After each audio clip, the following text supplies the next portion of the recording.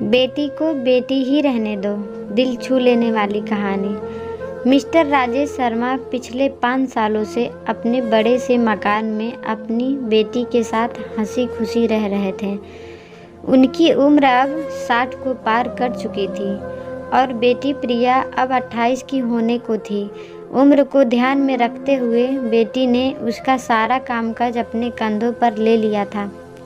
प्रिया अपने हर काम में बहुत अच्छी थी, जितने अच्छे से वो अपने पापा का घर और उनके कारोबार का ध्यान रखती थी, कोई और शायद ही रख पाता। अगर राजेंद्र जी को कोई बेटा होता तो वह भी नहीं।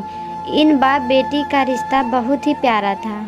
बिना बाबा के प्रिया को नहीं चलता और बिना प्रिया के उसके बाप का किसी काम में मन नहीं लगता। कभी कभी ऐसा लगता जैसे राजेंद्र जी प्रिया के बाप नहीं, उसके बेटे हैं। प्रिया की हकीकतें ही कुछ ऐसी थी।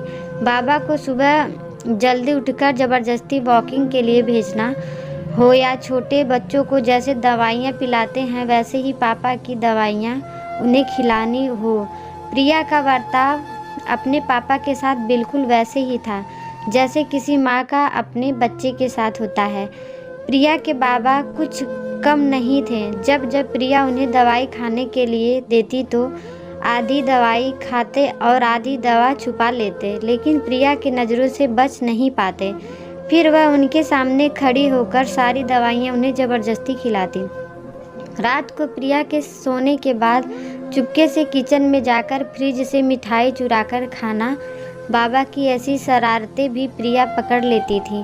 पकड़े जाने पर बाबा पानी पीने का बहाना करते, लेकिन प्रिया उनको समझाती कि मिठाई आपके लिए हानिकारक है। अपने ही घर में अब मैं मिठाई भी नहीं खा सकता। बड़बड़ाते हुए नाराज होने की एक्टिंग करते हुए बाबा किचन से चले जाते। फिर प्रिया उन्हें मनाने के लिए एक मिठाई का टुकड़ा पापा के पास लेकर जाती और फिर वो दोनों उसे आधा आधा बांटकर खाते। दोनों के चेहरे पर बड़ी स्माइल आ जाती।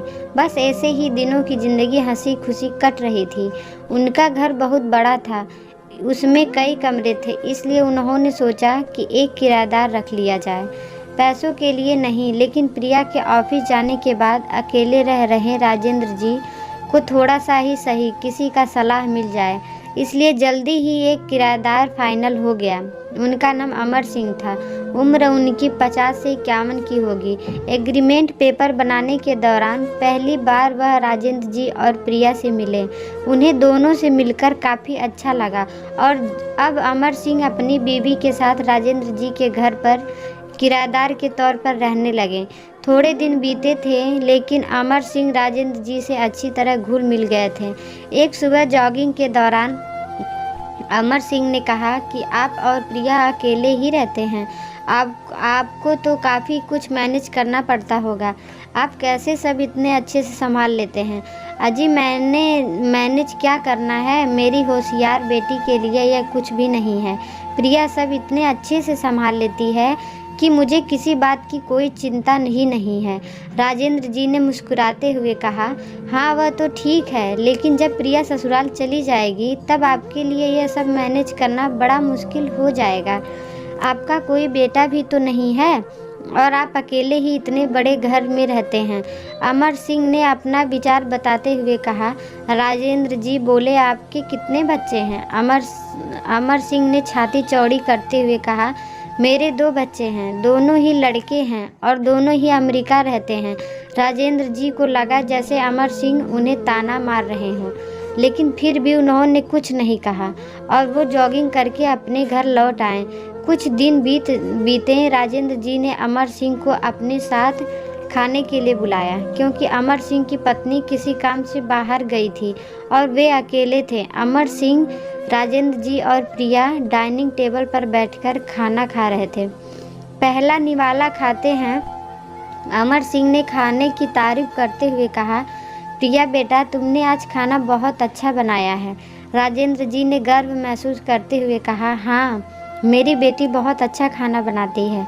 अमर सिंह जी बोल पड़े, यह तो बड़ी अच्छी बात है। उसके ससुराल वाले बड़े खुश रहेंगे। प्रिया उनसे कुछ कहना चाहती थी, लेकिन राजेंद्र जी ने उसे रोक दिया और बात बदलने के लिए प्रिया से पूछा, कारोबार कैसा चल रहा है? कोई दिक्कत तो नहीं हो रही? प्रिया ने कारोबार की सारी जानकारी और स्थिति अपने पापा को बताई, जिसे अमर सिंह भी सुन रहे थे और वह प्रभावित होकर बोले, वाह प्रिया बेटा, मानना पड़ेगा, जिस तरह से तुम सारा कारोबार संभाल रही हो, तुम राजेंद्र जी की बेटी नहीं बेटा हो। बेटा अब राजेंद्र जी से ना रहा गया।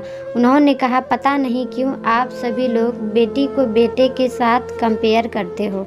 ऐसा एक भी काम या एक भी फील्ड बताइए जिसमें बेटियां ने अपना नाम ना बनाया हो। अरे आसमान में प्लेन उड़ाने से लेकर देश के सर्वोच्च पद पर बैठकर देश चलाने तक बेटियों ने हमेशा अपने आप को साबित किया है, लेकिन आप जैसे लोग अभी भी उनकी तुलना बेटों से ही करते होते होंगे। बेटे सबके लिए ज़्यादा इम्पोर्टेंट, मेरे लिए तो मेरी बेटी ही सबसे बढ़कर है। और मैं यह फ़ख्र से कह सकता हूँ, जो मेरी इस बेटी ने मेरे लिए किया है, जितना प्यार मुझे दिया है, उतना दुनिया का कोई भी बेटा नहीं दे सकता। चलिए मैं आपसे ही पूछता हूँ, आपके 2 बेटे हैं ना? बताइए वो साल में आपसे कितनी बार मिलने आते हैं?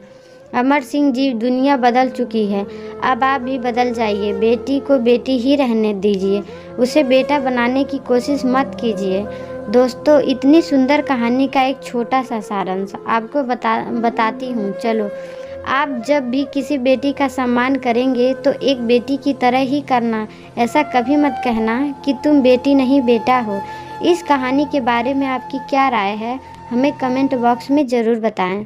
अगर हमारी वीडियो आपको अच्छी लगी हो तो लाइक करें, अपने दोस्तों के साथ शेयर करें और हमारे चैनल को सब्सक्राइब ज़रूर करें। वीडियो देखने के लिए धन्यवाद।